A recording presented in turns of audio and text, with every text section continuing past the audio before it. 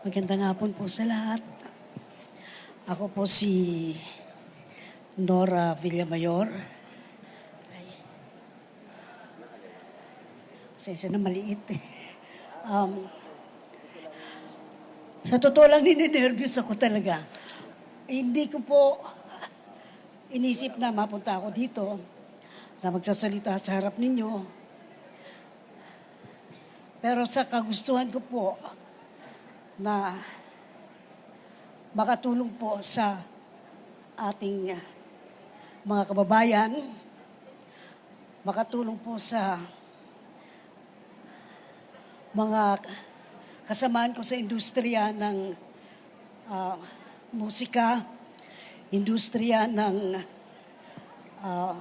puting tabing, saki-sining, at sa entablado, lahat po sila ay kaya po ako naglakas loob at talagang gusto makatulong para sa lahat, lalo na sa ating mga kababayan.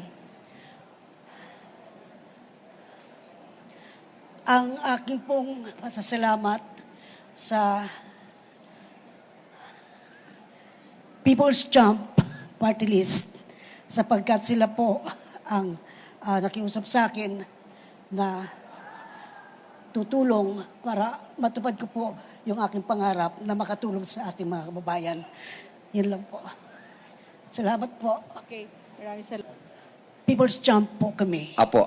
Kayo po ay endorser din po na People's Champ o supporter? Paano po? Nominee po. Kayo po ay first nominee? Second nominee. Second nominee? Opo. Kung sakasakali po mananalo bilang party list, bilang second nominee, at kung kayo po ipapala rin na mapasama, ano po yung pangunahing gagawin po ninyo sa Kongreso?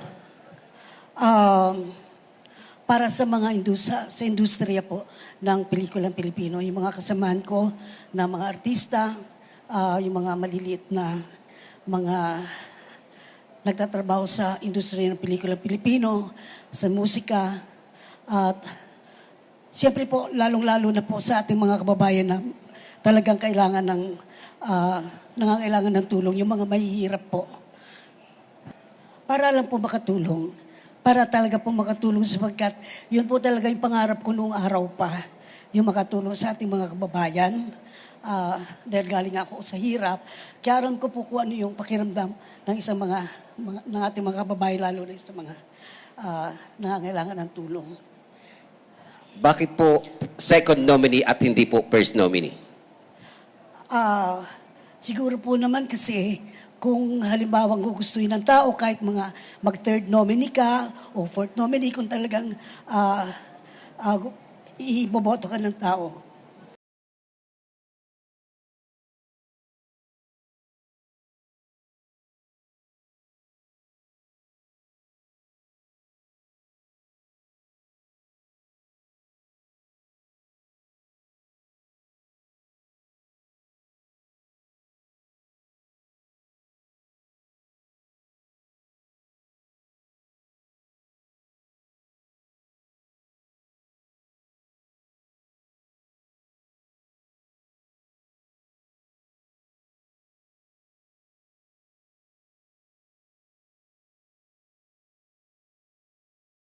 Wala na pong kita sa pelikula. Hindi naman po totoo yun.